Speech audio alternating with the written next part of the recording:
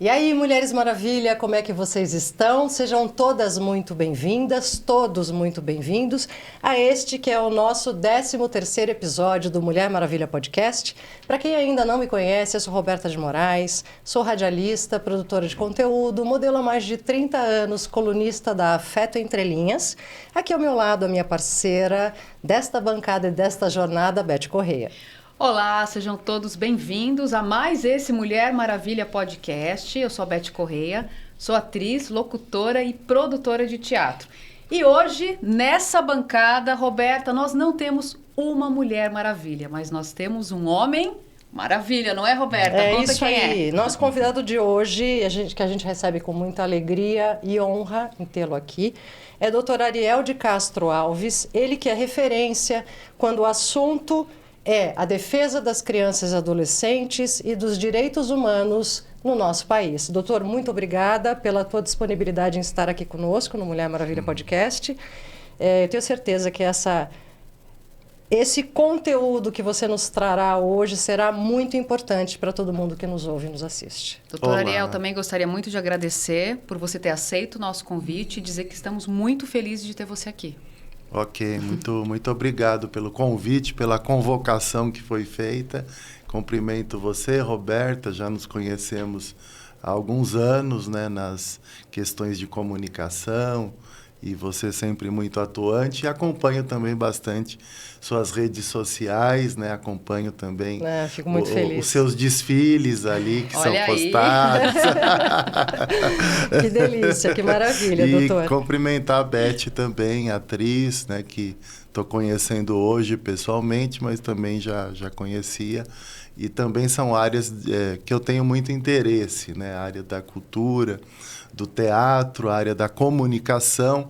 Eu sou advogado meio que por acaso. Na verdade, eu sempre quis ser ator.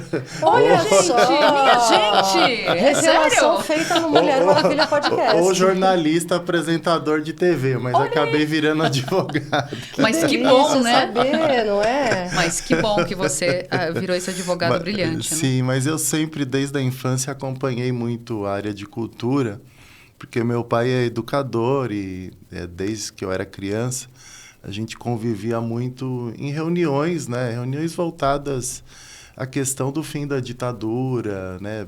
Pela busca da democracia. E nessas reuniões estavam Marilena Chaui, Paulo Freire, Buarque de Holanda, Florestan Fernandes, Dalmo Dallari. Então, eram intelectuais da época, né? Muito importantes para a nossa sociedade, e também muitos atores, né? Sérgio Manberti, Antônio Fagundes, o Paulo Betti, Lucélia Santos, então, Bete Faria. Então, lembro muito bem dessas pessoas, personalidades importantes do nosso país. Lélia Abramo. Sim. Então, pessoas que fizeram história, né? Na luta pela democracia e pela cultura, né? Pessoas essenciais para o processo de retomada da nossa democracia. E depois meu pai foi secretário de Cultura em São Bernardo do Campo em 88 até 92, e daí eu acompanhava também muito essa área cultural, e em muitos espetáculos na cidade, e até participei de uma peça que tratava do 1º de maio em São Bernardo, das greves dos metalúrgicos do ABC. Como ator. E daí eu fui como ator. E o Paulo Betti era um dos atores da peça também. Olha que bacana! Que estreia importante, sim, não é? sim. Mas isso você era garoto? Sim, era criança. Criança não, já tinha 11. Ainda ia virar adolescente ainda. Né? E já, então, acompanhava bastante tudo isso nesse período. E no colégio, tanto metodista como Regina Mundi, ou na escola estadual lá de São Bernardo, João Ramalho, a gente sempre gostava muito de participar do teatro. Mas depois acabou que virei advogado, o que acaba sendo muitas vezes um ator também, né? Porque em muitos momentos a gente tem que, né, ter a desenvoltura para poder tratar em defesa, dos assuntos, claro. né? E também comunicador, né? Em muitos momentos a gente atua. Atualmente, eu diria que praticamente todas as profissões necessitam de comunicação, né? Sim. Então, e aquela comunicação assertiva, não é? Que é o mais difícil, eu acho. Verdade. Todos nós somos atores, somos jornalistas, somos multifunções, mais... advogados em defesas de determinadas causas. Então, hoje em dia, acho que as pessoas têm que ser multi, né? Não pode ser só uma profissão. Exatamente. E que experiências você viveu, então? Já nos contou bastante sobre essa infância e pré-adolescência junto com teu pai, que era educador, em que você frequentava também as greves dos sindicatos, não é? Sim, sim. E por melhorias, evidentemente. Quer dizer, você já estava imbuído dessa luta, né? Sim. Via teu pai.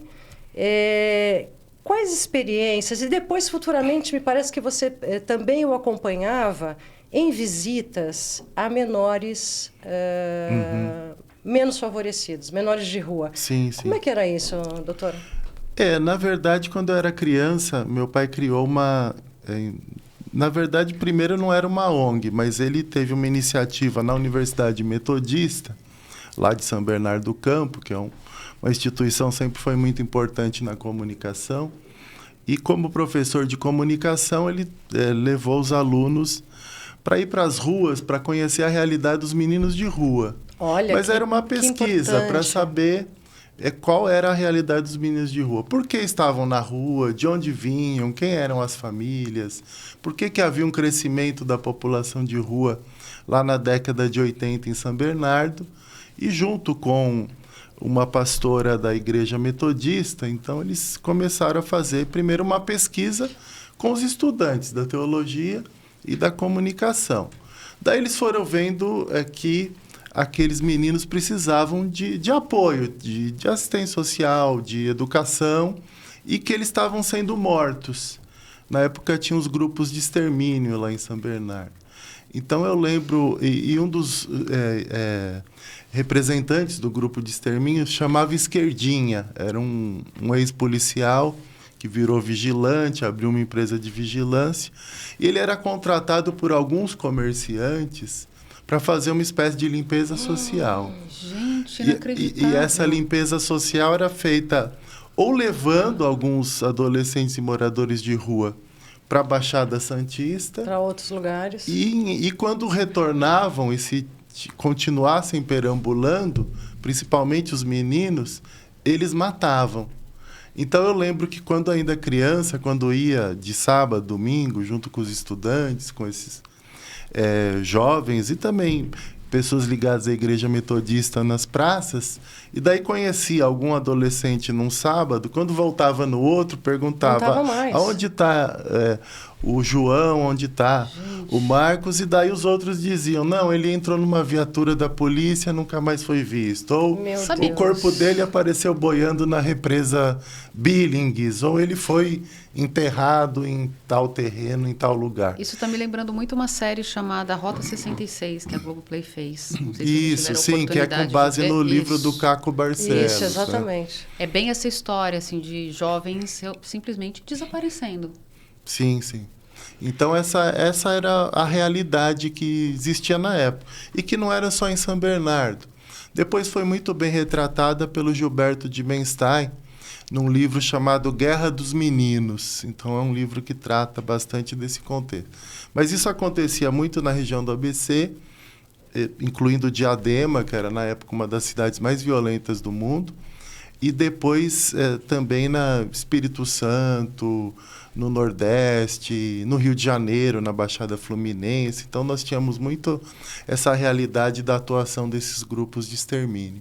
E o Estatuto da Criança e do Adolescente ele veio desse movimento de resistência também aos grupos de extermínio. Que, aliás, fez 34 anos, Isso, não é? A Anistia Internacional, nessa década de 80, ela fez uma campanha com fotos de crianças mortas, caídas nas ruas brasileiras, dizendo, é assim que o Brasil está tratando suas crianças.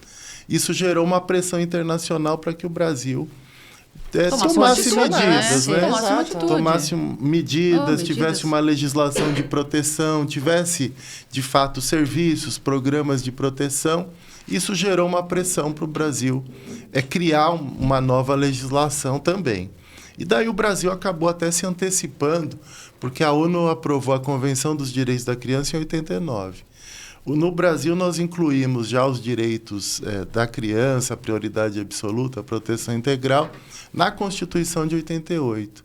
A partir do movimento Criança na Constituição, em 87, que foi impulsionado por esse projeto Meninos de Rua de São Bernardo, que depois se transformou num movimento nacional de meninos e meninas de rua, junto com a Pastoral do Menor. Então, foram 2 movimentos fundamentais para a criação do Estatuto da Criança e do Adolescente. Colheram milhares de assinaturas, fizeram atividades levando os meninos de rua lá em Brasília, no Congresso Nacional, para pressionar para que tivéssemos artigos na Constituição voltados à proteção da criança e do adolescente. Então, foi um movimento, esses movimentos foram fundamentais para criar o Estatuto da Criança e do Adolescente. Doutor, essa tua convivência na infância e adolescência com essas crianças e adolescentes justamente negligenciados, como você acabou de contar para a gente, foi o que te motivou a fazer o direito e especificamente para essa área em que hoje você é referência? E também, fala para a gente um pouquinho, que ele acabou de mencionar aqui, da Pastoral do Menor, esse trabalho junto com o padre Júlio Lancelotti, sim. que você acompanhou. Sim, é claro que essas memórias de infância, elas contribuíram, né? Porque eu pensava, eu podia estudar em colégio particular, podia viajar no Brasil, para o exterior, tinha todos os direitos garantidos. Daí eu pensava, mas tem criança que não consegue viver nem de um sábado para o próximo sábado. O mínimo eles não conseguem, que é sobreviver de uma semana para a próxima. Além da falta de alimentação, além da miséria, além dos abusos, de toda a violência. E muitas vezes o próprio Estado matando através de policiais, de ex-policiais, sendo pagos por comerciantes, Sim. O que é inadmissível, né? A gente respeita o papel do comerciante, mas não é papel do comerciante financiar alguém para matar, para exterminar. Social, que chamava de isso? justiceiros, não tinha uma história assim, não é? Chamava de justiceiros, e que, na verdade, se transformavam em verdadeiros grupos de extermínio. E eles vêm da ditadura, né, da época do Esquadrão da Morte. Foi quando começaram esses grupos de extermínio, grupos de justiceiros. E vários episódios no Brasil mostraram essas atuações. O próprio caso da Candelária, que veio lá em 92, ele foi resultado dessa atuação, desses grupos de extermínio que surgiram a partir do Esquadrão da Morte, a partir da atuação do delegado Fleury, na época da ditadura militar, do DOI-CODE, do DOPS. Então, tudo isso tem uma relação, né? São heranças daquele período da ditadura militar. Mas quando você decidiu pelo direito, você já olhava esse caminho para essa área ou não? Sim, desde a infância, como eu tinha essa compreensão, eu comecei a se interessar pelo direito, né? De reivindicar que os direitos fossem cumpridos. E daí eu li alguns livros, né? Entre eles O Cidadão de Papel, do Gilberto de Menstein, que ele fala muito bem que o Brasil tem ótimas leis, mas que não são colocadas em prática. E daí ele vai fazendo a comparação, né, sobre o direito à alimentação, quantas pessoas passam fome, sobre o direito à vida e quantas pessoas são assassinadas, e todos esses comparativos. E daí fui me interessando, então, pelo direito, mas através da comunicação, através da leitura do Rota 66 e também sempre acompanhando essas discussões, esses debates. E o padre Júlio Lancelotti eu conheci também, porque a gente ia de domingo, às vezes, nas missas, lá no Centro Pastoral do Belém, que meu pai acompanhava o movimento de meninos de rua, e era o padre Júlio que celebrava junto com Dom Luciano Mendes de Almeida. E, às vezes, participava também o cardeal Dom Paulo Evaristo Arnes. Então, figura importantíssima. Eu fui tendo a memória dessas pessoas quando eu ainda era criança. E daí depois só vim a reencontrar o padre Júlio Lancelotti quando eu fui trabalhar na Assembleia Legislativa com 18 anos de idade. 18 anos? Com um deputado que era amigo do meu pai e que, de esquerda, um dos fundadores do PT, esse deputado chamava Wagner Lino, que já faleceu, E aí fui trabalhar na Assembleia. E ele atuava nas questões de sistema prisional, de direitos humanos e de infância e juventude. E teve uma CPI da FEBEM, e daí o Padre Júlio estava sempre muito presente. Então, daí nós começamos a ter um trabalho mais conjunto, né? Visitando unidades de internação. A proximidade, né? Isso. E depois nós começamos a sempre visitar unidades de internação, eu e o Padre Júlio. A gente ia, conversava com os internos, verificava as situações processuais, depois levava para a Defensoria Pública, para a Promotoria. Quando tinham casos de tortura, a gente via que tinham hematomas, que tinham escoriações, daí eles reclamavam que tinham apanhado, daí a gente chamava a promotoria, chamava o Instituto Médico Legal para fazer os exames de corpo de delito. Então, e denunciava para o Ministério Público. E aí, claro que isso gerava, né, retaliações, né? Muitas vezes a gente saía da unidade e tinha um bilhete no carro. Defensores de bandidos, vocês vão morrer, esse tipo de coisa. Ameaça constante. Ameaças constantes, né? Às vezes até fomentavam rebeliões para que a gente fosse pego de refém. E daí a gente ficava no meio lá do tumulto, da confusão, mas os jovens não pegavam a gente de refém porque eles respeitavam o nosso trabalho. Claro, vocês estavam fazendo alguma coisa por eles. Mas a gente via que eram tumultos gerados, né? De algum funcionário que ia lá dar um soco na cara do interno, daí começava uma confusão enorme, e a gente naquele meio. Daí começavam a queimar coisas e a gente ficava no meio daquela situação de rebelião. E em muitos outros casos também, eu e o Padre Júlio fomos até o Complexo Tatuapé, Complexo da Vila Maria, e nos trocamos também por reféns. Então, a gente tirava os funcionários, a gente entrava e ficava no lugar deles, porque a gente sabia que os internos não atentariam contra a nossa integridade, e enquanto estavam atentando contra a integridade dos funcionários, com faca no pescoço, com agressões.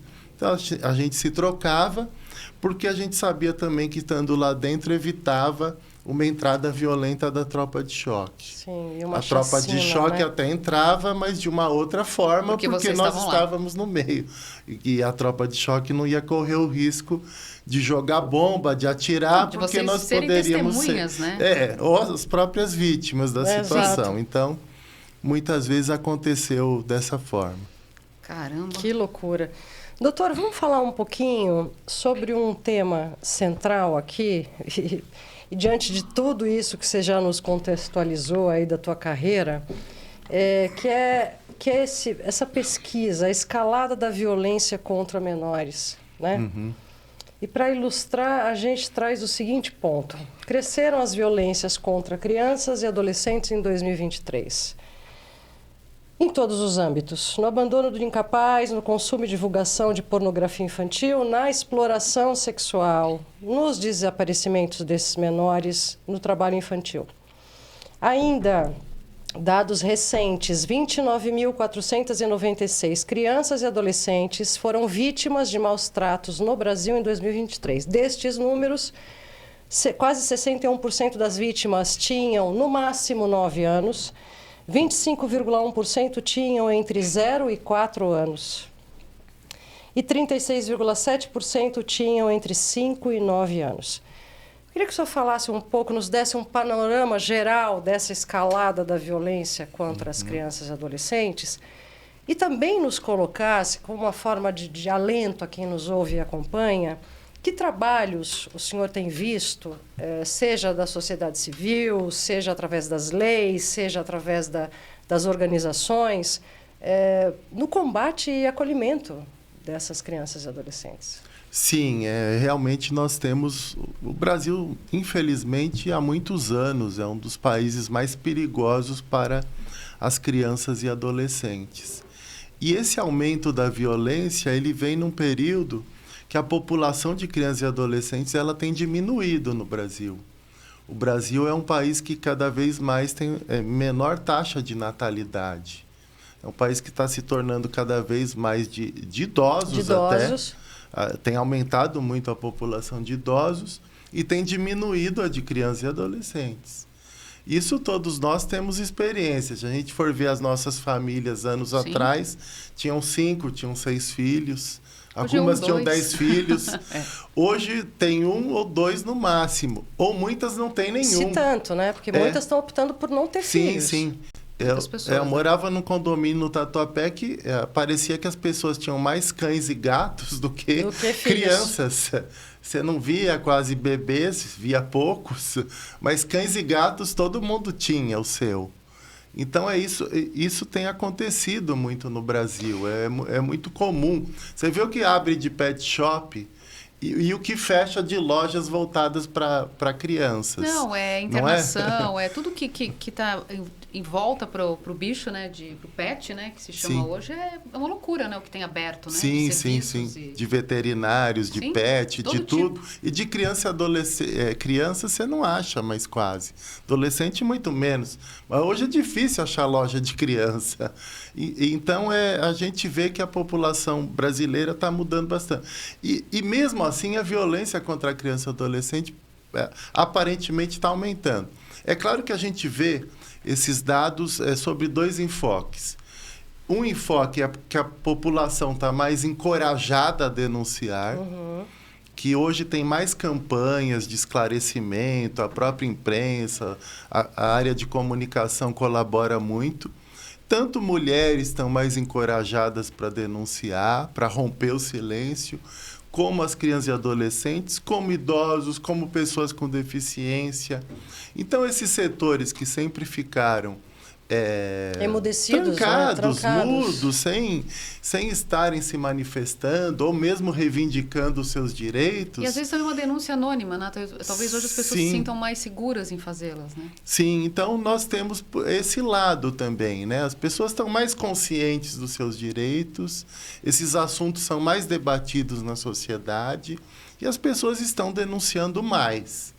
Isso pode ser um dos fatores de aumentar os números aí da violência contra crianças e adolescentes e contra mulheres, que foi o que o anuário do Fórum Brasileiro de Segurança Pública mostrou. Sim. Mas, por outro lado, são números altíssimos, né? Se a gente comparar que a população de crianças e adolescentes está diminuindo e os números de violência estão aumentando e são em todas as áreas, na questão do abuso, da violência sexual, abandono de incapaz, subtração, trabalho infantil, todas as violações, maus tratos. E muitas vezes os agressores são aqueles que deveriam proteger. Acolher, exatamente. São mães, são pais, são padrastos, são madrastas, são as pessoas que deveriam proteger. Você estava falando aqui no início aqui da nossa conversa sobre as chacinas que aconteciam quando você era criança, adolescente e acompanhavam essas crianças. Que tinham esses justiceiros, como eu lembrei o nome e tal. Sim. Mas essa violência hoje contra a criança, de todo tipo, ela também era exatamente essa questão. Lá atrás a gente estava falando dos justiceiros, mas hoje elas são muito maltratadas pela família. Sim. Não é isso? Sim, exatamente. Inclusive o estupro de crianças é praticamente 70 e tantos, pelo que eu vi aqui numa pesquisa que o doutor mandou. Acontece dentro de casa, por um parente próximo. Sim. Essa questão que você traz me faz lembrar algumas coisas, porque isso mostra que, em parte, a nossa luta ela acaba tendo resultados. No passado, nós lutamos para acabar com os grupos de extermínio que promoviam essas chacinas. Isso teve resultados. Diadema, por exemplo, que era um local dos mais violentos do mundo, hoje é uma das cidades com os menores índices de violência do estado de São Paulo e do Brasil também. Que boa notícia. Né? Sim, então nós tivemos mudanças, né? E hoje nós não vemos também, felizmente, com frequência chacinas, atuação de grupos de extermínio, mas a violência policial ainda é bastante alta, né? Por isso essa discussão em São Paulo sobre o uso de câmeras, sobre o controle da atuação policial. Outra área que nós evoluímos é essas antigas FEBEMs que eu citei, que a gente ia em grandes complexos, no Tatuapé, imigrantes, tinha mais de 2.000 internos às vezes. Eram várias unidades, mas juntava muitos, né? E fica um ambiente incontrolável.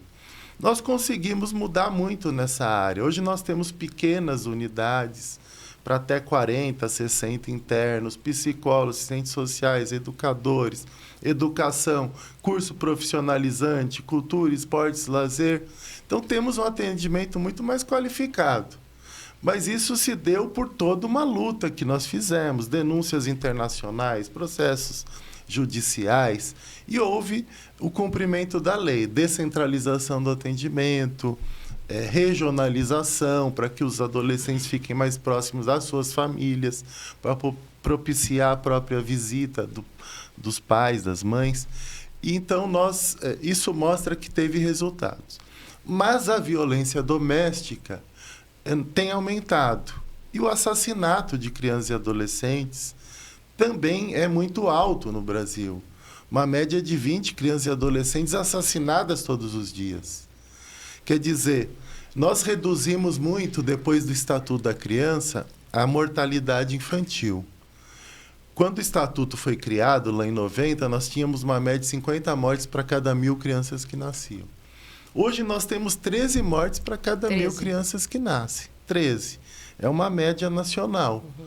Mas você tem municípios que têm um parâmetro melhor de saúde, São Caetano, por exemplo, que chega a ter 8 por 1.000. Então, houve uma diminuição muito grande da mortalidade infantil, por conta do Sistema Único de Saúde, do Sistema da Assistência Social, na área da educação, toda a orientação e trabalho com as gestantes, a Pastoral da Criança, que faz um trabalho contra a desnutrição infantil há muitos e muitos anos. Agora, aquela criança que não morre logo ao nascer, muitas vezes está morrendo na adolescência. E essas crianças que não são mortas logo ao nascer estão sofrendo muitas vezes violência, inclusive no ambiente doméstico. Que é um número maior, né? Porque você passou aqui pra gente, mas como é que... Agora a gente tem que... Como é que trata essa violência interna, dentro de casa? Como é que a criança escapa desse núcleo? Porque quando ele é externo, é tudo que você acabou de contar pra gente. E quando ele é interno? Sim. A gente sabe que as pessoas hoje estão mais atentas à violência doméstica em geral, contra mulheres, contra crianças. Antigamente nós tínhamos muito aquela questão, briga de marido e mulher não se mete a colher, não é? Não é? Hoje em dia se mete sim a colher, então, o pé de pau, a concha, nós crescemos ouvindo isso, não foi? Briga de marido e mulher não se mete a colher. E também tinha a questão, maus tratos contra a criança, não, é educação. Educação. Os pais estão educando. Que, aliás, doutora, eu queria trazer um outro artigo aqui que a gente acabou discutindo anteriormente, que grande parte da população mundial ainda acredita que bater, agredir, educa. Nos fale sobre isso. Sim, infelizmente essa é uma realidade. Ainda as pessoas têm essa crença. Muita gente já mudou, né? Nós, quando fomos criar a Lei Menino Bernardo, chamada erroneamente de Lei da Palmada... Há quanto tempo essa lei? Ela fez 10 anos agora. Foi uma polêmica enorme, né? Aqueles movimentos, não, vocês não podem interferir nas nossas casas, sim, né? Na minha maneira de educar meu filho. O pai e a mãe é que tem direito de fazer o que quiser com seu filho. Mas não é propriedade, né? E exatamente. Quando veio o artigo 227 da Constituição, e depois a Convenção da ONU dos Direitos da Criança em 89, deixaram bem claro que é dever da família, do Estado e de toda a sociedade garantir os direitos da criança e do adolescente e protegê-las. Então, as crianças elas podem ser filhos biológicos e são de determinado casal, ou mesmo de uma pessoa homossexual, mas é filho de alguém. Pode ser por adoção ou biológico, mas todos nós temos também uma paternidade ou uma maternidade. Eles são todos filhos nossos como sociedade. Todos nós temos que proteger e denunciar quando nós vemos alguma situação de maus tratos, de violência. Então, é isso que a lei introduziu no Brasil, a Constituição. É uma obrigação legal. Se a gente não toma atitude, a gente poderia até ser preso por omissão de socorro. Conivência, não é? É um crime previsto no Código Penal, por negligência também. Então, é necessário que a sociedade tenha essa consciência. E a gente vê que vem aumentando essa consciência. Hoje até os condomínios todos, né? Tem aquela Tem aquelas placas, de que se você vir atos de violência contra a mulher, ou sejam eles quais forem, que você é obrigado a denunciar, que a sociedade se manifeste, coloque a boca no trombone, faça suas denúncias. O síndico também está obrigado a isso. Sim. Agora, o que falta são programas que possam, de fato, educar esses pais e mães. Ninguém nasce sabendo ser pai ou ser mãe. Claro, a gente nasce junto com o filho, inclusive. Tem que ter um planejamento para você ser pai e ser mãe. E mesmo planejado, você, no dia a dia, você se encontra com situações que são... A gente está passível de erro. Cada um pode errar que também. Se você nasce numa casa em que há violência e você convive com essa violência, uma criança até a adolescência vê o pai ou a mãe, ou seja, quem for em casa, se batendo, brigando, se xingando, ela vai aprender o quê? Assim que eu vou criar meu filho. São as referências. Isso é normal, que o exemplo arrasta, né? Sim. Por isso a nossa preocupação, principalmente com a primeira infância, que é o momento principal do desenvolvimento da criança. E se ela é criada num cenário de miséria, de pobreza, de violência, de falta de acesso à creche, acompanhando o pai batendo na mãe, tudo isso que você citou, essas referências que ficam. Todos nós temos um trauma de infância. Sim, certamente. Um dia que a gente entrou numa piscina e não conseguia nadar direito, ou a onda do mar que veio e derrubou, ou que a gente apanhou do pai ou da mãe. Então, sempre tem um trauma de infância. Então, esse é o momento crucial de formação da personalidade da criança. Não que depois dos 6 não seja também, mas acaba sendo esse momento do 0 a 6 o mais crucial de todos. Como é que se educa? Como é que se conscientiza novos pais e mães para essa primeira infância? Sim, exatamente, faltam programas públicos que possam educar esses pais e mães. Trazer orientação. E evitar a violência física e a psicológica. E a psicológica, também. Que muitas vezes o dano... Muitas vezes é pior. É pior. Se você rejeita, a rejeição, ela tem mais danos que uma agressão, muitas vezes. Os estilhaços Se podem ser muito maiores. As ofensas também, né? Xingamentos, os xingamentos, a humilhação. os gritos, as humilhações, os constrangimentos podem gerar até mais danos do que as próprias agressões físicas. Hoje, as famílias podem, por exemplo, privar a criança de assistir TV, de estar com esses aparelhos de celular, já com no os primeiro jogos. ano de vida, né? Você estabelecer essas formas de castigos, entre aspas, ao invés de agredir, ao invés de promover a violência eu tenho um filho de 10 anos, psicológica. Sim. Ou isso. Deixar um período no quarto para pensar, né? Isso. Mas desde que seja algo dialogado, né? Não através da violência. E as referências no dia a dia.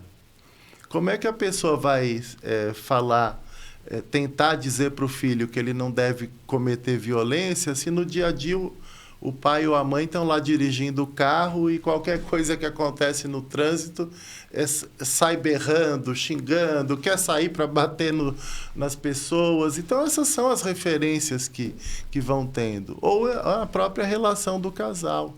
Se o casal não está bem, melhor, então, separar. Cada um vai para o seu lado. Agora, ficar se degladiando dentro de casa, na frente das crianças... Agora também tem muitas separações que violam também os direitos da criança. Que depois fica uma disputa tão grande de guarda, um falando mal do outro, uma guerra tão grande, que também interferem muito na criação das crianças. Eu já advoguei em muitos casos que a guerra é tão grande que depois, quando a criança cresce, alguns que eu acompanhei tentaram suicídio, tinham automutilação, porque se sentiam como pivôs da guerra motivo, né? Da separação dos pais e depois a guerra contínua também pela guarda da criança. Então, isso é muito, muito ruim, né? O ideal é que tenha um consenso, é que tenha a guarda compartilhada e que cada um cumpra com as suas obrigações. Doutor, em toda essa tua experiência, imagino quantos milhares de casos, né, você acompanhou. Tem algum ou alguns que te marcaram assim profundamente, que você gostaria de compartilhar com a gente? Teria muitos casos, né? Eu lembro que uma vez fui fazer uma visita na unidade do Tatuapé, da FEBEM, e o Alexandre de Moraes era o presidente da FEBEM. Da FEBEM? Sim, na época. Eu até tinha muito diálogo com ele, logo que ele entrou. Ele não era dessa área de infância e juventude, então as duas primeiras pessoas que ele procurou foi eu e o padre Júlio Lancelotti para aconselhar ele sobre a atuação. E aí eu ia muito nas unidades, até para tentar resolver conflitos entre funcionários internos, para que não tivesse violência. E teve um dia, que era um domingo à noite, que eu ia para o cinema com uma namorada. E acabei indo para a FEBEM, porque falaram que tinha um problema em tal unidade. Aí você cancelou o cinema? E levei a namorada junto. Levou a namorada junto, tá certo. Mas ela era da área, era conselheira tutelar. Perfeito. Então ela aceitou ir. O problema é que chegando lá, né, era uma unidade que eu não conhecia os internos, porque eles eram novatos, né, eram de 12, 13 anos. Muitos vinham da Cracolândia, estavam em abstinência e eles não me conheciam. Daí eu entrei e alguns funcionários provocaram um motim ali. E acabou que eu, essa conselheira, outros dirigentes do próprio Complexo Tatuapé, ficamos de refém. Reféns. E daí começaram a jogar fogo em tudo, colchões, bebiam álcool, éter, tudo que tinha pela frente. Começou tudo a se queimar. E nós ficamos com faca no pescoço, Caramba. os internos. E depois, eu lembro que colocaram um lençol por cima da gente. Daí eu perguntei, mas para que esse lençol? Daí o rapaz falou, para o senhor não ver a morte.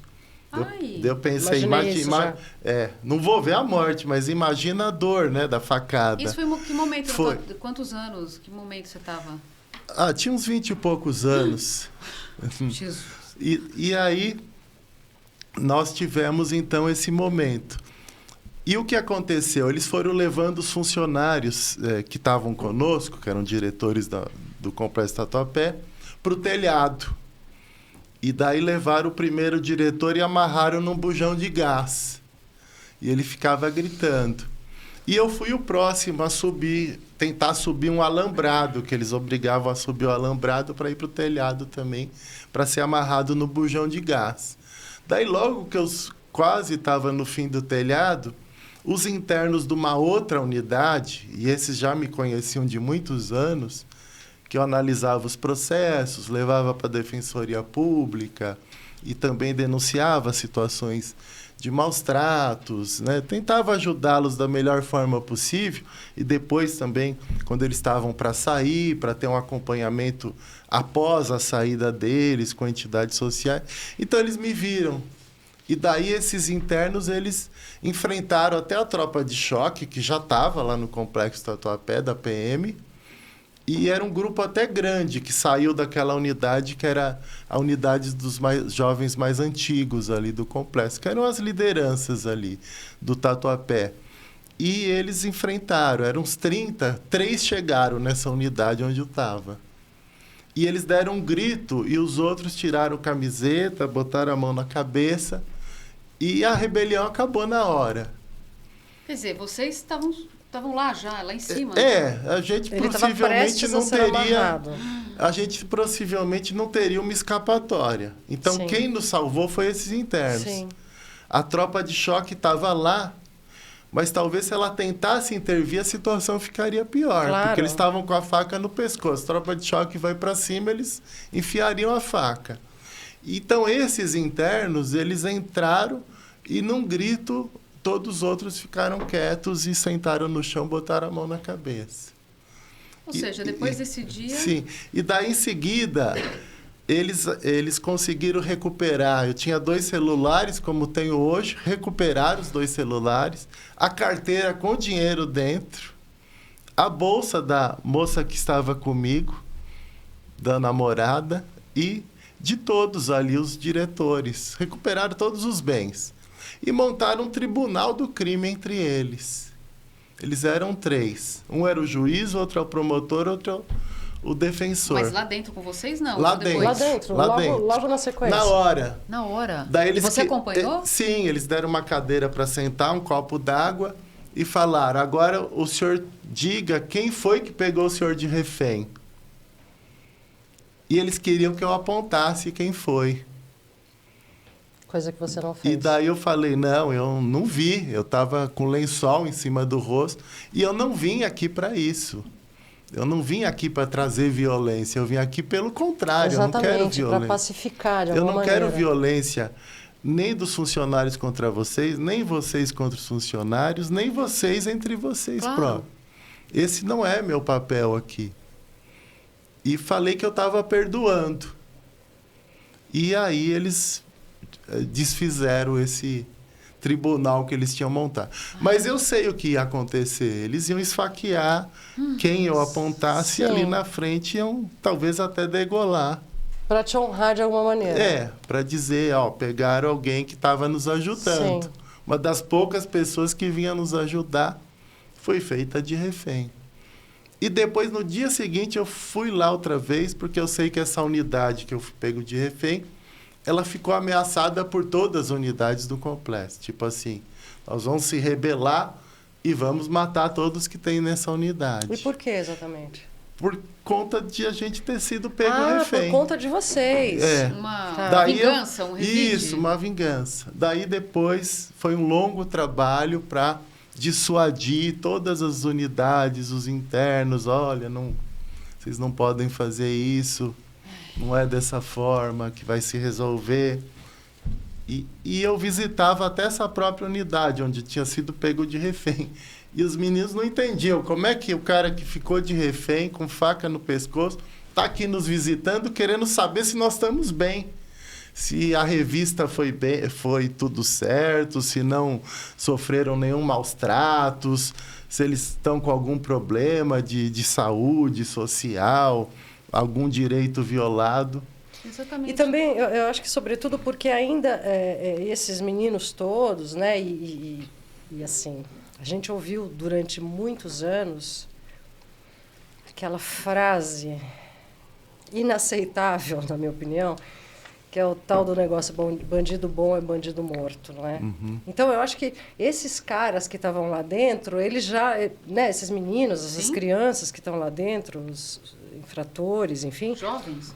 Eles convivem tanto com isso que eles acham que a saída para eles é... Matar ou morrer, né? É matar ou morrer, quer dizer... Então, eu acho que... Quem nunca teve sua vida valorizada, dificilmente vai valorizar a vida do próximo. Volta para aquela história exatamente. do dentro de casa, a infância, da maneira que você vive, da maneira com que você é criado. É a referência que você tem, né? né? É referência de mundo. Sim, sim. E se você vê o outro não cuidando de você, por que você vai cuidar também? Vai se importar com a vida do outro? Doutora, aproveitando... E por isso eu acho que justifica o pensamento deles, né? Essa dúvida, esse questionamento deles, como é que o cara que estava aqui nos defendendo, etc e tal, e que aconteceu tudo isso, passou por tudo isso, quase morreu, é surpreendente volta para nos visitar e ver como estamos, é surpreendente, e né? desfazer essa violência. Porque eles estão acostumados com uma vingança, sim. não com esse retorno. Sim. É a tal da justiça, né? Exato. Doutor, aproveitando justamente que a gente está falando nesse ponto, saber de você como é que você vê esses direitos humanos hoje aqui no Brasil. É difícil, né? Eu acho que a gente até tem entrado em muitos retrocessos, né? Olha, eu preciso fazer um parênteses. Retrocesso, assim, até na questão moral, religiosa. Por exemplo, essa questão da educação sexual.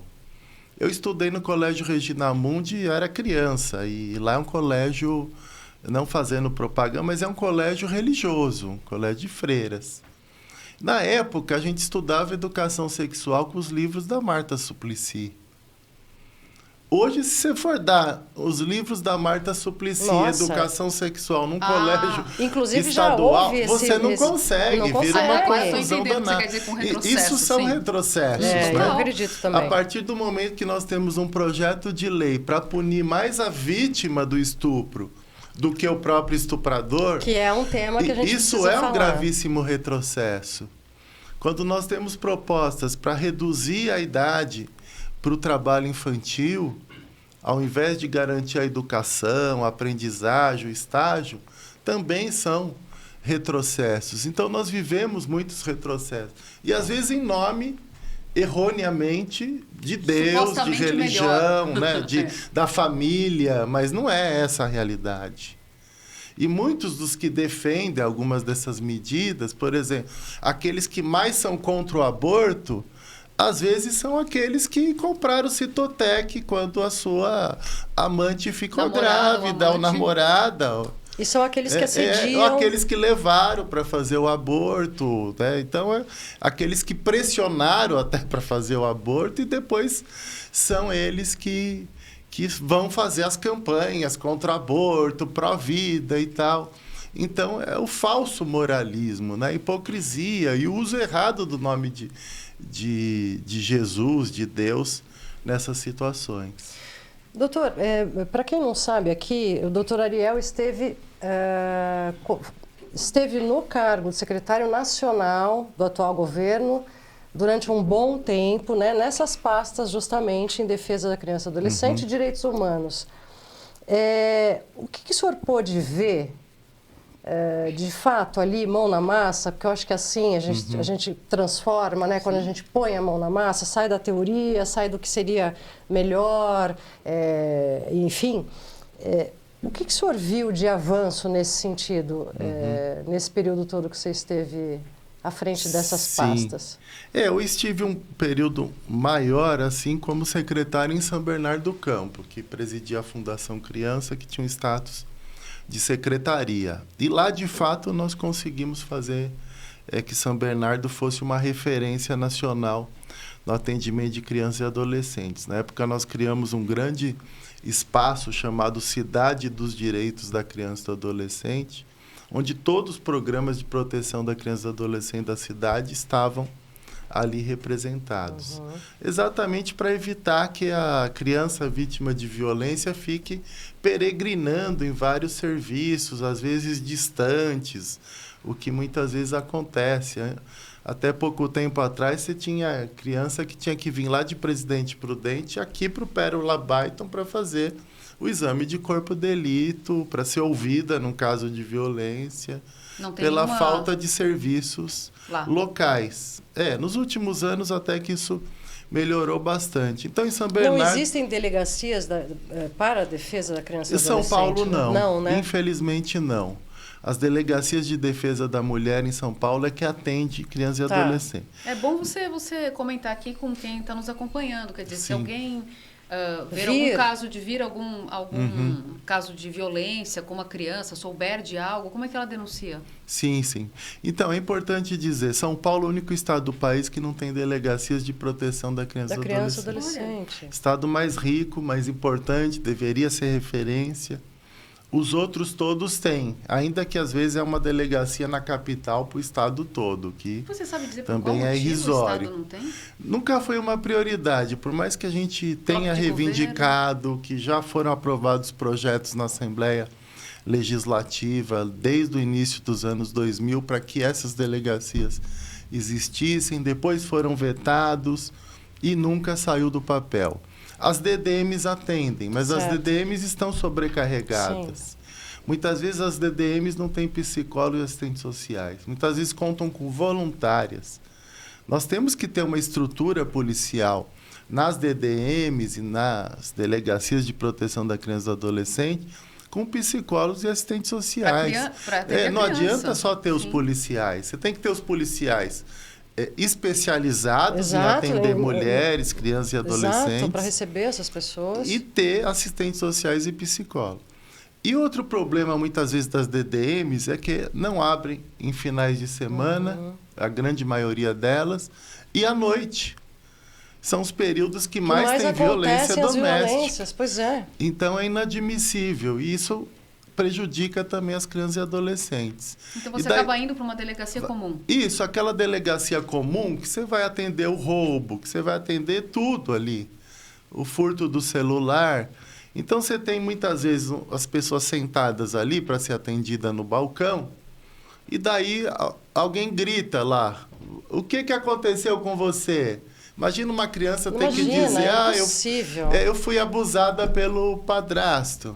Então, ou uma mulher vítima ou a mulher também. Que está fechada a DDM. Isso. E muitas vezes o exame de corpo de delito também é feito num IML, onde tem corpos também. Você tem lá você tem os corpos de pessoas mortas, você vai fazer no mesmo ambiente o exame de corpo de delito.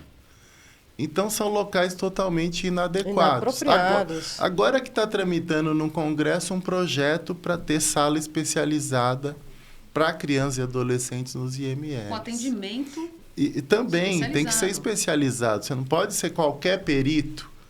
Muitas vezes é um perito misógino, é um perito que não tem nenhuma condição de atender criança ou adolescente. Então, precisamos de pessoas realmente qualificadas, claro, especializadas. Então, esse é um grande problema que nós temos. Quando você perguntava sobre os avanços, né? Então, em São Bernardo, nós conseguimos ter uma grande referência, né? Tínhamos os abrigos que eram referência, os espaços de acolhimento para crianças e adolescentes vítimas de violência, casas para até 20 crianças e adolescentes. Eu lembro que nós fomos inaugurar uma casa lá que era uma mansão num bairro nobre, e as pessoas fizeram protesto. Não, aqui não, que vai desvalorizar nossos imóveis e tudo.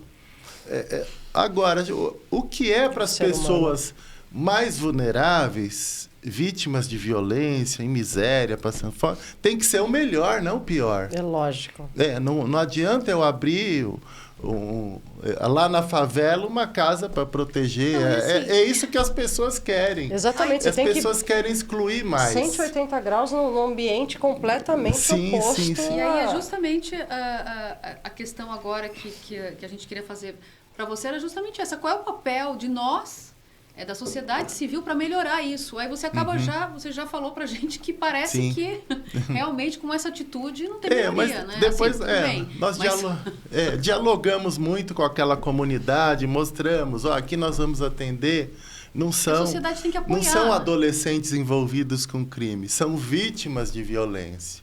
Tiveram que sair de casa por conta da violência doméstica, abuso sexual e esse tipo de situação.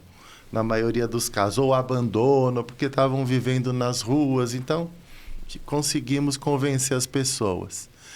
E também inauguramos a primeira residência terapêutica na época, que era para adolescentes envolvidos com crack. Isso foi lá em 2010. E que depois foi um modelo que o Ministério da Saúde adotou, que era a área da criança, com a assistência social, com a saúde, para atender. Era um abrigo para usuários de drogas, principalmente de crack. Continua funcionando hoje? Não, depois que eu saí, infelizmente, acabou. Depois dos 4 anos que eu fiquei lá, acabou.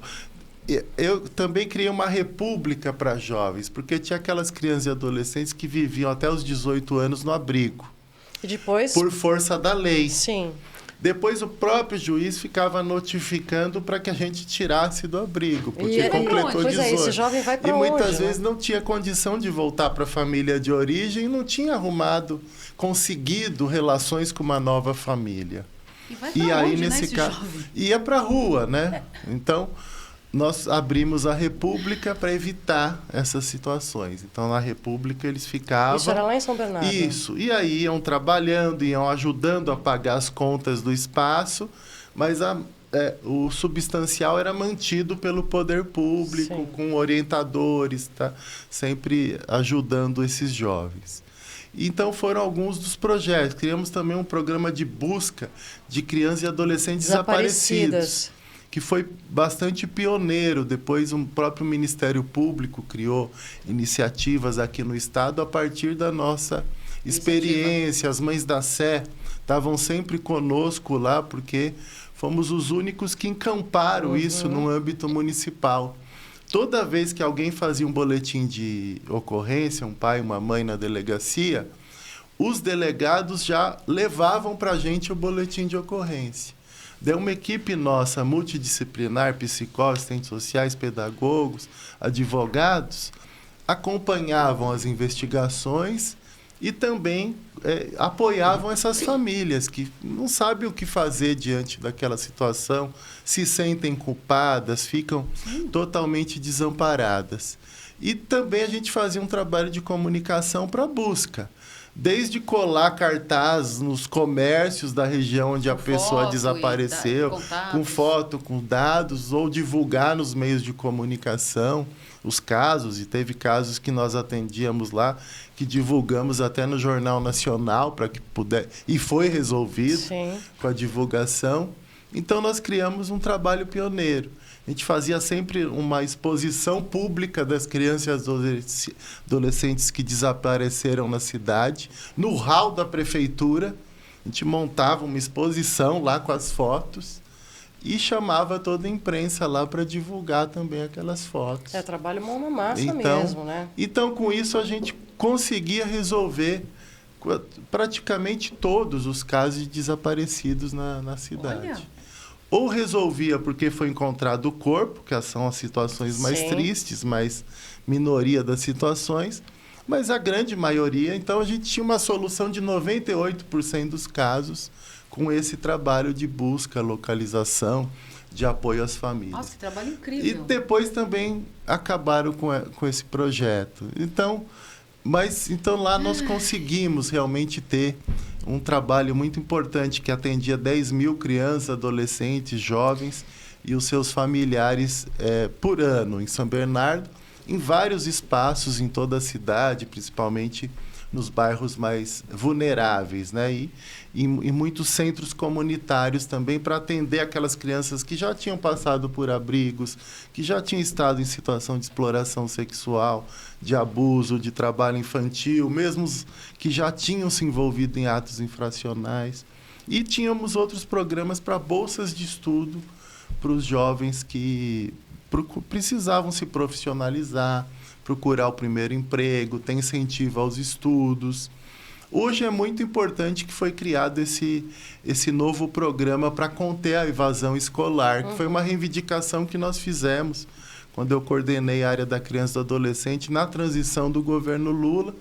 Então, esse programa é muito bem-vindo, chamado Pé de Meia, que apoia os adolescentes para que eles continuem estudando, né? Um incentivo.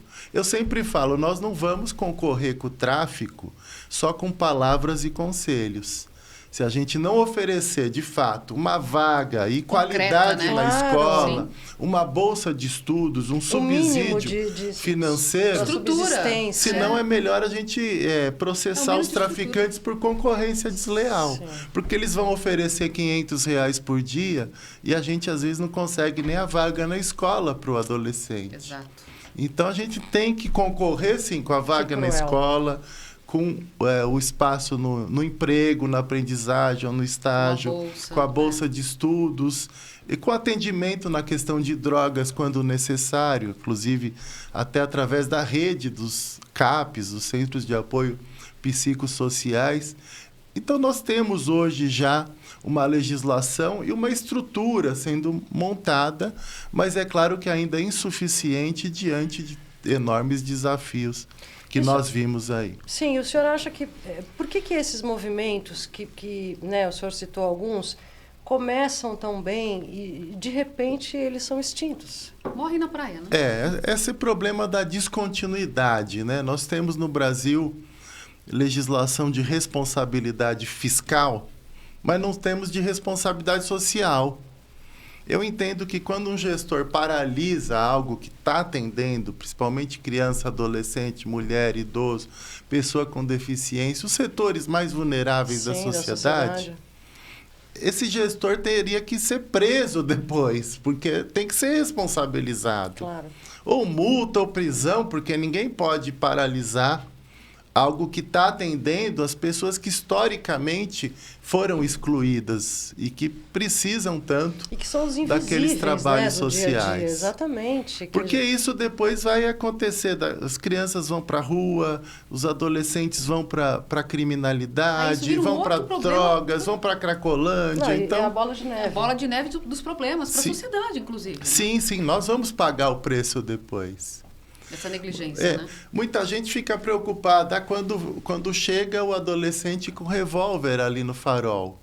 Mas não pensa quando esse adolescente era uma criança e não conseguia uma vaga na creche, não conseguia um atendimento na área de saúde, depois estava viciado em drogas, não conseguiu atendimento em lugar nenhum, depois não conseguiu vaga na escola. E quando consegue, é uma escola de baixíssima qualidade que não estimula o adolescente a ficar, ou que sempre também foi tratado com violência dentro de casa. Sempre falo, ninguém nasce bandido, você não tem como dizer, esse bebê vai ser um criminoso, vai virar um líder do PCC. Não, ninguém nasce criminoso. É a forma com que as pessoas são tratadas é que pode gerar a participação delas em crimes. Por isso que o professor Dalmo Dall'Aria, ele sempre citou direitos humanos como necessidades humanas. Ele falava que direitos humanos são necessidades humanas, a vida, a igualdade, a liberdade, a educação, a saúde, a alimentação e tantos direitos, é que se a pessoa não tiver esses direitos garantidos, é possível que ela depois se torne uma ameaça à sociedade. E a própria sociedade que não apoiou lá atrás sofre lá na frente. Sofre as consequências depois. Com todas essas crianças então, para desmistificar essa questão de direitos humanos, nós temos que mostrar isso para a sociedade. O problema da violência no Brasil não são os direitos humanos, é a falta de garantia dos direitos humanos. Isso que gera violência. E da continuidade desses programas que você comentou. Exatamente, com a gente, porque se há essa iniciativa e se as coisas avançam e se vocês, como defensores desses direitos básicos, as tornam possíveis, como é que se para movimentos como esses, ações como essas, né? Uhum. Doutor, a gente infelizmente teria, acho que a gente precisa de uns 5 podcasts com o doutor Ariel, vamos trazê-los novamente para cada tema, porque realmente é muita informação para passar, a gente não tem esse tempo. Eu queria falar só sobre um tema que nós pensamos anteriormente. Estamos no Agosto Lilás, mês em que as campanhas de conscientização e combate à violência contra a mulher e familiar ganha luz, não é? Neste mês de Agosto Lilás. Eu quero falar sobre um tema também que é muito delicado e que ainda divide opiniões em todo o país, mas que, na minha visão, viola diretamente direitos básicos de menores e mulheres brasileiras, que é o PL do aborto. Que acabou virando o PL do estupro, o PL do porque estupro, é um PL pró-estupro. Exatamente. Nos fale a tua visão sobre isso. Sim, a gente sabe que as maiores vítimas da violência no Brasil, elas são as mulheres e as meninas. Porque elas têm a questão da violência sexual e mais as outras violências que todos podem estar sujeitos a sofrer. Mas a violência sexual, ela afeta principalmente mulheres, meninas e negras principalmente. Sim, que os são as principais vítimas, os índices são os mais graves. Maiores. E quase sempre também, mais uma vez, pelos familiares, por alguém da família, né? Sim, 70%. As meninas são vítimas de estupros por familiares, o abuso sexual. E nos últimos anos, nós vimos várias situações polêmicas aí de meninas que sofreram estupro de vulnerável, que toda vez que uma menina com menos de 14 anos engravida, ela sofreu um estupro. Sim. Porque a lei brasileira, ela diz claramente que é uma violência presumida.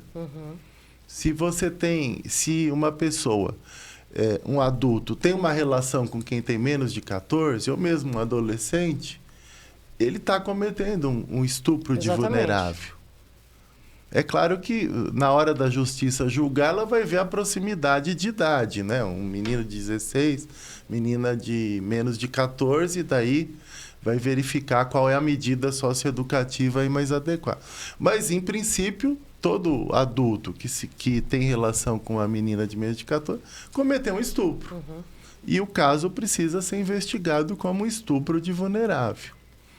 E ela tem direito, como foi vítima de estupro, a fazer o aborto legal, previsto na legislação, na Constituição Federal, também para aquelas que estão grávidas de fetos anencéfalos e que estão correndo risco também à gestação. Sim. Geralmente, adolescente com menos de 14, além do estupro de vulnerável, a gestação também é de risco. É perigosa, né? Sim.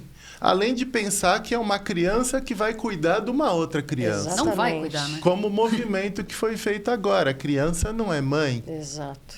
Então, é necessário que a gente não aceite isso, né? A gente não pode naturalizar essa violência sexual contra as meninas Não e podemos contra as aceitar. mulheres também. Não podemos deixar passar. Então, agora estabelecer uma punição para quem fez o procedimento de aborto maior do que do próprio estuprador, como estava previsto, chegar até 20 anos de prisão. Onde É nós uma estamos, minha aberração, gente? né, Depois, doutora? quando foi o relator do projeto foi perguntado, não, mas no caso de adolescentes, eles não respondem conforme o Código Penal e ela vai receber uma medida socioeducativa e ela vai para internação na Fundação Casa.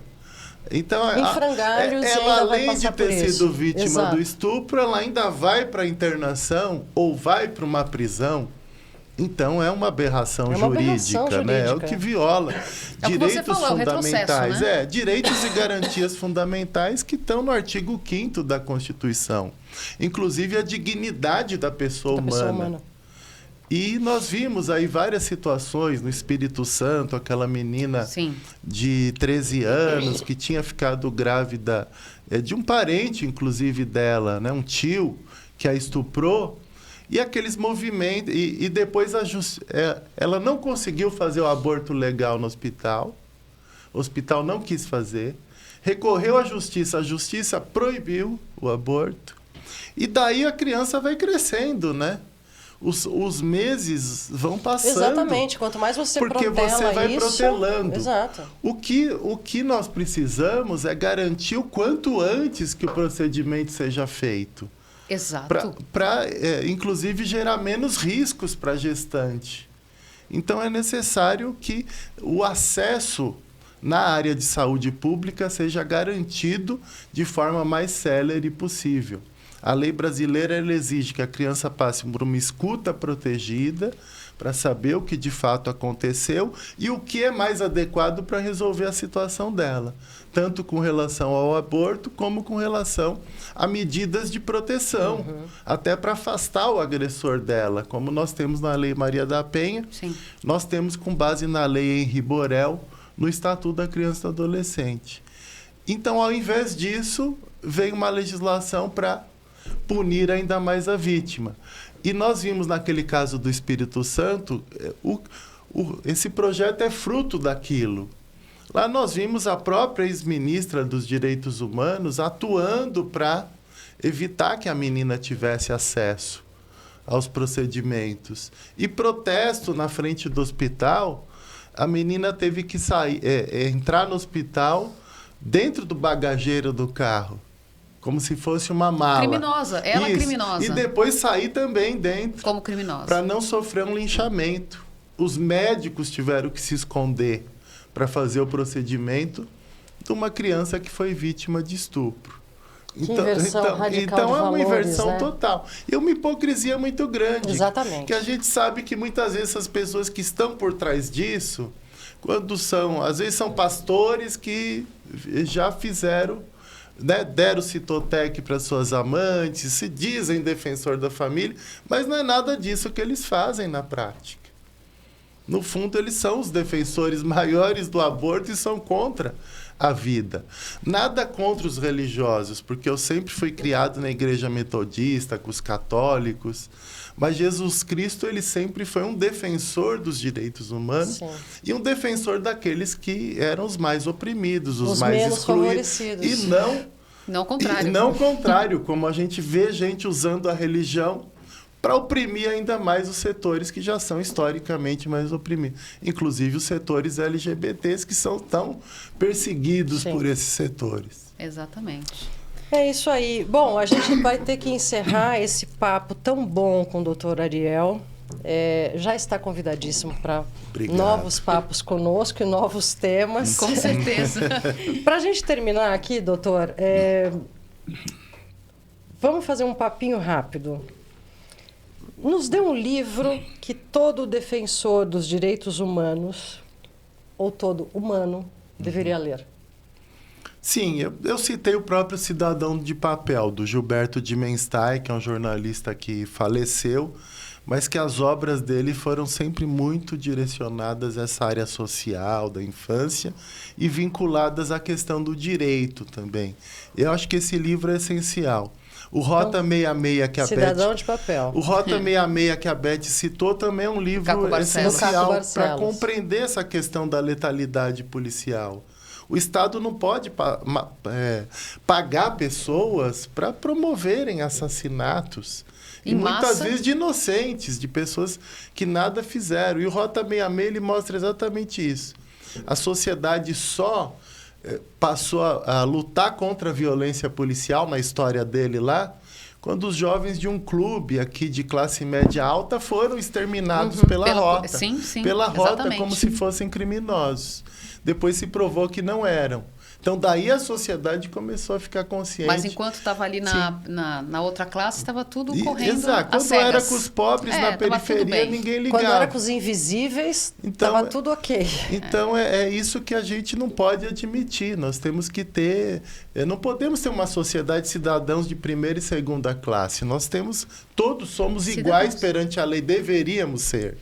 Então, nós não podemos mais continuar aceitando uma sociedade com tanta desigualdade, com tanto racismo, com tanta misoginia, com tanta LGBTfobia e tantas outras discriminações. Doutor, para quem quiser saber mais, acompanhar o teu trabalho, entrar em contato com você, qual a melhor maneira, quais são os canais? Por favor, deixe para quem nos acompanha e nos assiste. Meu contato é principalmente no Instagram, Ariel de Castro Alves, no Instagram.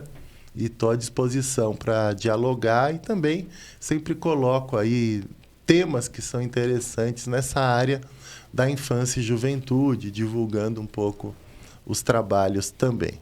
E qual mensagem você deixaria, né? Qual mensagem, doutor, você deixaria para a nossa sociedade? Isso. Nós nunca seremos uma sociedade realmente democrática enquanto convivermos com tantas desigualdades, né? Com 33 milhões de pessoas passando fome, sendo 18 milhões são crianças e adolescentes, com 60% das crianças e adolescentes vivendo na miséria e na pobreza, com todos esses índices altíssimos de violência, principalmente contra as crianças e as mulheres, e num país com tantas exclusões, né? Como dizia Zilda Arnes, a criança, quando bem cuidada, é uma semente de paz e esperança. Então, nós nunca teremos uma sociedade realmente pacífica e não teremos esperança se não cuidarmos bem das nossas crianças. E o Betinho também sempre, que é um sociólogo que lutou tanto contra a fome, pela cidadania no Brasil, ele dizia, se não vejo na criança uma criança, é porque alguém a violentou antes.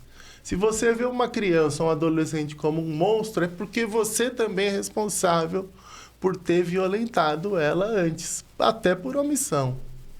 Exato. Bom, nosso podcast vai chegando ao fim. Agradecendo aqui muito, doutor, por toda a tua disponibilidade, por toda a informação, por todo o teu cuidado, o teu trabalho incrível. E pena que muitas das tuas iniciativas tenham, de alguma maneira, aí, sido descontinuadas, mas a gente torce para que isso seja retomado. E convidar vocês... Caso você queira contar a sua história pode vir a tema aqui do nosso podcast. Escreve para o mulhermaravilhapodcast@gmail.com. E não esquece de se inscrever no canal, né, Roberta? Se inscreve aí no nosso canal Mulher Maravilha aqui no YouTube, tá bom? E é isso, a gente se vê no próximo episódio. Até lá e um beijo. É isso mesmo. Fiquem bem, fiquem com Deus e até a semana que vem.